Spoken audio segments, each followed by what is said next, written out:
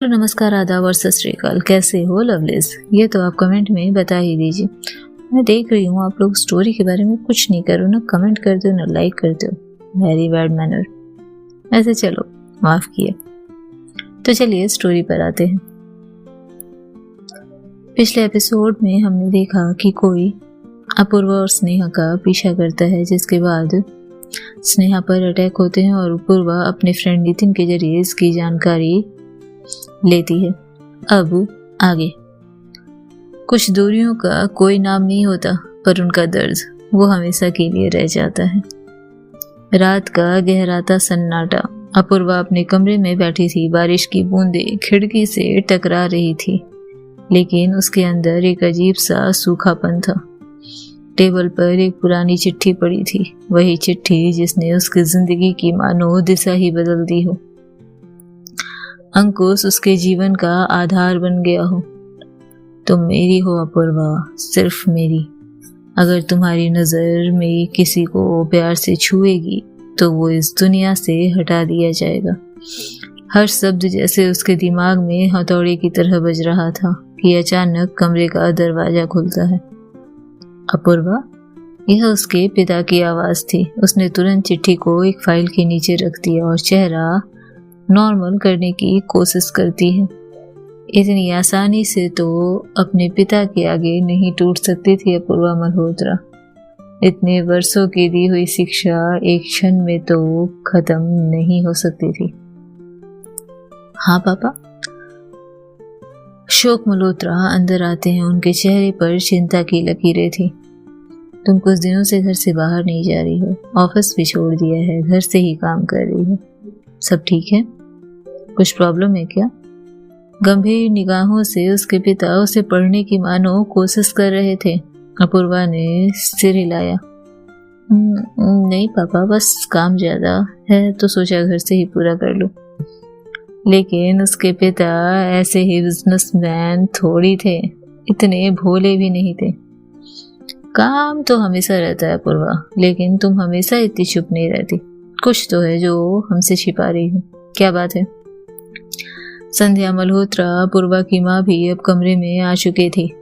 काफी दिनों से वो अपनी बेटी को हैरान परेशान देख रही थी। गुमसुम अपूर्वा इस घर को और भी गुमसुम कर रही थी। बेटा, हम जानते हैं तुम बहुत स्ट्रांग हो, कभी अपनी समस्या सामने नहीं रखती। अकेले लड़ना तुम्हारी हॉबी है, तुम्हारा रुतबा है, लेकिन कभी कभी अकेले लड़ना जरूरी नहीं होता। अपूर्वा का दिल जोर से धड़क रहा था। आंखों में मानो आंसू आने ही वाले थे। वो अपने माता पिता के सामने हमेशा मजबूत रहने की कोशिश करती थी, लेकिन इस बार शायद वो थक गई थी। उसने धीरे से वो चिट्ठी निकाली और अपने पापा की तरफ बढ़ा दिया। अशोक मल्होत्रा ने उसे पढ़ा। हर एक शब्द पढ़ते ही उनके माथे की लकीरें गहरी होती गई। What is this? गंभीर स्वर थे, बिल्कुल तीखे, कड़े। किसी ने भेजी थी, अपूर्वा ने धीमी आवाज में कहा। और उसके बाद से लगातार कुछ न कुछ अजीब होता गया। जो भी मेरे करीब आया, कुछ अजीब ही हुआ उनके साथ। मैंने कभी इस पर ध्यान देने की कोशिश नहीं की थी। अशोक मल्होत्रा ने गहरी सांस ली। तुमने पुलिस को बताया? नहीं। क्यों? अपूर्वा ने उनकी आंखों में देखा। क्योंकि मुझे पहले खुद पता लगाना था कि ये कौन कर रहा है पापा। संध्या मल्होत्रा परेशान थी। बेटी का हाथ थामते हुए वो चिंता से बस उसे देख रही थी। तुम ये सब अकेले क्यों सह रही थी बेटा? अपूर्वा ने हल्की हंसी हंस दी, जिसमें दर्द छिपा था। क्योंकि मैंने अपनी लड़ाई खुद लड़ने की आदत डाल ली है ना माँ? अशोक मल्होत्रा ने अपने सेक्रेटरी को बुलाया। कल से सिक्योरिटी डबल होगी। अपूर्वा के फोन और मेल्स मॉनिटर किए जाएंगे और इस मामले की गहरी जांच होनी चाहिए। हर एक अपडेट मुझे हर दिन की शाम मिलनी चाहिए। अपूर्वा ने विरोध करना चाहा, लेकिन उनके चेहरे की गंभीरता देखकर वो चुप हो गई थी। वो जानती थी अपने पिता को। कुछ डिसीजन के बाद उनके उस आदेश को पलटना इतना आसान नहीं हो सकता था। अब तुम्हें अकेले लड़ने की जरूरत नहीं है बेटा, मैं हूं तुम्हारे साथ, और टेंशन मत लो, ये जल्द से जल्द सॉल्व होगा। बेटी के सिर पर हाथ फेरते हुए पिता ने उसकी तरफ एक मासूमियत भरी नजर से देखा था। दिलासे का कभी कभी कोई शब्द नहीं होता, वो बस पूरी हो जाती है। कभी कभी प्यार से ज्यादा डर का असर होता है। अगली शाम अविनाश अपूर्वा के घर आता है। अपूर्वा ऑफिस नहीं जा रही थी, अविनाश का फोन रिसीव नहीं कर रही थी। बेहद टेंशन मोड में वो अपूर्वा के स्टडी हॉल में दाखिल होता है। अपूर्वा को उसने यूं खोया हुआ कभी नहीं देखा था और ये उसे सबसे ज्यादा डरा रहा था। क्या हुआ? उसने धीरे से सवाल किया था। अपूर्वा ने उसे चिट्ठी के बारे में बताया। एक लंबी सांस लेते हुए अविनाश ने कहा, कौन हो सकता है? अभी तक पता नहीं, लेकिन कोई बहुत करीब से हर चीज देख रहा है, नोटिस कर रहा है। पक्का कोई बेहद करीब इंसान है। अविनाश ने उसकी आंखों में देखा, फिर धीरे से कहा, अगर मैं कहूं कि मैं तुम्हारे साथ हूं हमेशा, तो मानोगी?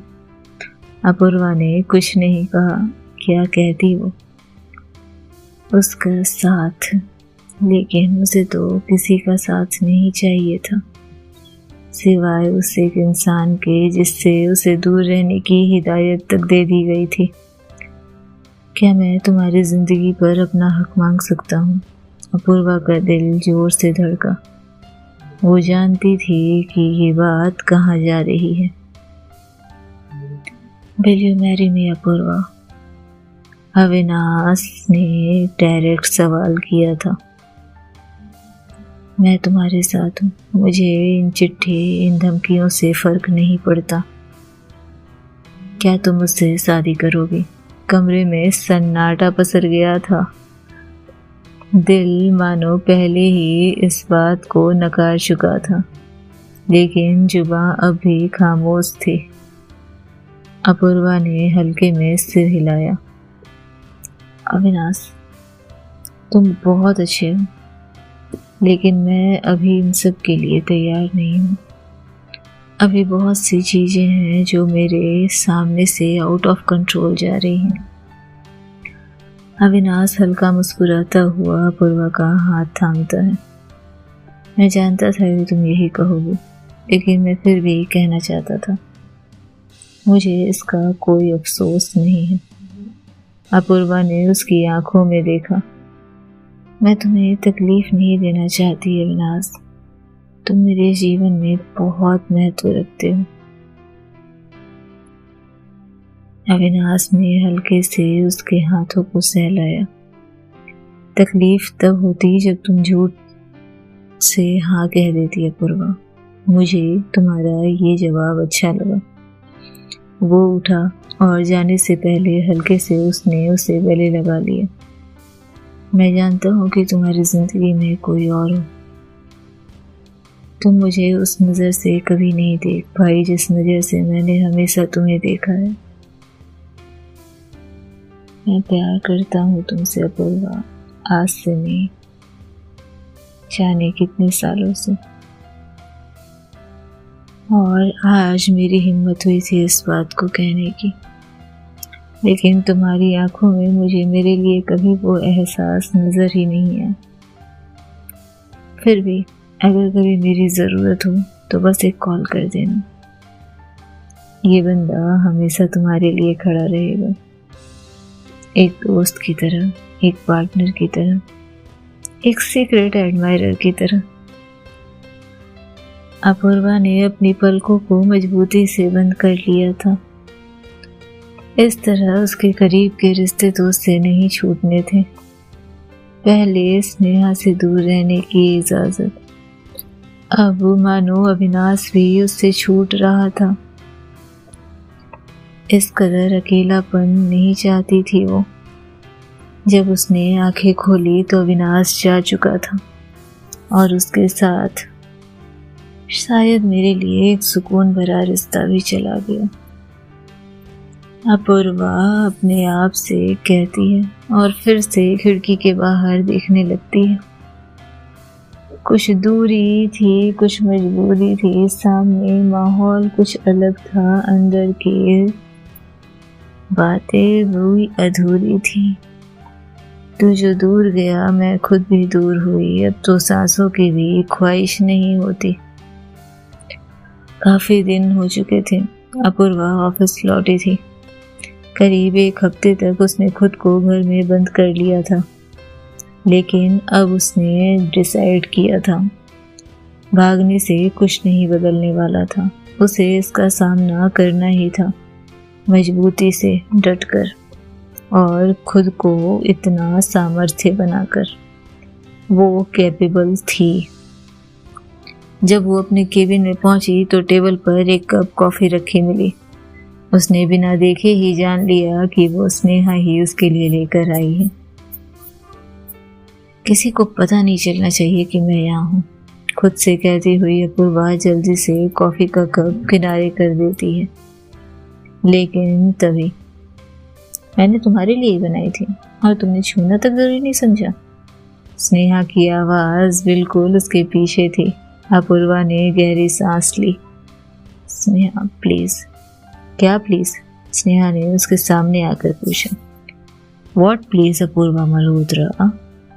आंखों में हजारों सवाल थे। तुम मुझे इग्नोर कर रही हो, फोन नहीं उठाती, मिलने तक नहीं देती, मेल्स और टेक्स्ट का भी जवाब नहीं देती। क्या मैंने फिर से कुछ गलत किया? अपूर्वा की आंखें स्नेहा की बेचैनी देख सकती थी, उसे महसूस कर सकती थी। वो जानती थी कि ये दूरी सिर्फ उसे बचाने के लिए थी, लेकिन स्नेहा को कौन ही समझा सकता था। वो जानती थी कि स्नेहा की जिद कितनी बुरी है। स्नेहा ने धीरे से कहा, बताओगी कुछ? अपूर्वा का दिल जोर से धड़क रहा था। क्या ही बताती। सच उसे कबूल करना नहीं था और झूठ उससे बोला नहीं जा सकता था। वो झटके से आगे आती है और स्नेहा के करीब होते हुए कहती है, मुझे तुम्हें देखकर गुस्सा आता है, घिन आती है मुझे तुमसे स्नेहा। तुम जब भी मेरे सामने आती हो मुझे वो मंजर याद आता है, वो शाम याद आती है जब तुम्हारी माँ ने मेरी पिता की बेइज्जती की थी। मैं तुम्हें देखना तक नहीं चाहती। तुम्हें मुझसे दूर रहना चाहिए और तुम्हारी हिम्मत देखो कि तुम मेरे घर तक पहुंच आए। कभी दोबारा मुझे अपनी शक्ल मत दिखाना स्नेहा सिन्हा। स्नेहा की आंखों में आंसू थे। क्यों अपूर्वा? क्या उस रात भी मेरी कोई गलती थी? मेरी माँ द्वारा लिया गया डिसीजन क्या मेरा डिसीजन था? तुम्हारे डिसीजन थे, मेरी माँ के डिसीजन थे, तुम्हारे पिता के डिसीजन थे। उस रात मुझसे किसी ने क्या पूछा था उस दिन? शिकायती लहजे में स्नेहा बोले जा रही थी। अपूर्वा की मुट्ठी उसके थैलियों पर कस रही थी। अपूर्वा ने उसे एक पल देखा। फिर मुझे ये सजा क्यों मिल रही है अपूर्वा? क्या गलती की थी मैंने? तुम्हें पसंद करने की गलती की थी मैंने, तुम्हारे साथ वक्त बिताने की गलती की थी मैंने, मेरे जीवन से जुड़े फैसले तुम तीनों ने मिलकर ले लिए थे उस रात। क्या वो गलती थी मेरी? और उसके बाद से इतने सालों तक मैं उस रात की जो माफी मांग रही हूँ, क्या वो अब भी काफी नहीं है? अगर नहीं है तो तुमसे दूर रहने से अच्छा मैं मर जाऊं। एक पल के लिए मानो थम गई थी अपूर्वा की सांसें, लेकिन अपूर्वा टूट नहीं सकती थी। उसे पता था कि अभी मामला संभला नहीं है। उसे उसके जीवन को खतरे में नहीं डालना था। खुद को संभालते हुए वो कहती है, कुछ चीज़ों को समझने में वक्त लगता है स्नेहा सिन्हा। प्लीज़ इस वक्त मुझसे कोई सवाल मत करो और जाओ यहाँ से। लेकिन स्नेहा के लिए यह कहना आसान नहीं था। तुम्हारे बिना जीना अब नहीं सीख पाऊंगी अपूर्वा। तुम मुझे तकलीफ दे रही हो, और अजीब बात यह है कि इस तकलीफ के बावजूद मैं तुमसे नफरत नहीं कर सकती। इस बार अपूर्वा ने कुछ नहीं कहा, बस नजरें झुका ली और केबिन से बाहर निकल गई, मानो अब भी कोई निगाहें उन दोनों का पीछा कर रही हो। क्योंकि कुछ जंग ऐसी होती है जो अकेले ही लड़नी पड़ती है। उस रात अपूर्वा सुरभि को अपने घर बुलाती है। उसकी सबसे पुरानी दोस्त, उसकी HR हेड, शायद अकेली वो जिससे वो अपने दिल की हर बात कह सकती थी। तो आखिर तुमने बात करना जरूरी समझ ही लिया, सुरभि ने कहा, जैसे उसे पहले से पता था कि कुछ तो गलत हो रहा है। अपूर्वा ने उसे सब कुछ बताया, चिट्ठी, धमकी, स्नेहा पर मंडराता खतरा। सुरभि की आंखें बड़ी बड़ी है। तू अकेले ये सब झेल रही थी और किसी को बताना तक जरूरी नहीं समझा तूने। बता रही हूं ना अब। हल्का मुस्कुराने की कोशिश की थी इसने अपूर्वा ने, और सुरभि उसकी मुस्कान को बखूबी पहचानती थी। हाथ पकड़ा सुरभि ने उसका। तो इतनी पागल क्यों है अपूर्वा? स्नेहा से दूर रहकर क्या साबित करना चाहती है? आंखें भारी हो गई थी अपूर्वा की। मैं उसे खो नहीं सकती सुरभि। अगर मैं उसके करीब रहूंगी तो वो खतरे में पड़ सकती है, उसकी जान जा सकती है। बेहतर है मैं उससे दूर रहूं। गहरी सांस लेते हुए सुरभि ने कहा, अगर उसे बचाना चाहती है तो उससे दूर मत जा, उसके साथ खड़ी रहे। मैं जानती हूँ उसे, वो इस बारे में पता लगाने की कोशिश करेगी और उसके बाद वो हर गलत रास्ता अपनाएगी जिससे वो और खतरे में पड़ सकती है। अपूर्वा ने आंखें बंद कर ली थी। काश उसके करीब रहना इतना आसान होता, पर मैंने आरू को उसके साथ रखा है। मुझे पता है मेरा भाई लाख अल्लड़, लेकिन एक जिम्मेदार इंसान है और वो कुछ भी गलत नहीं होने देगा उसके साथ।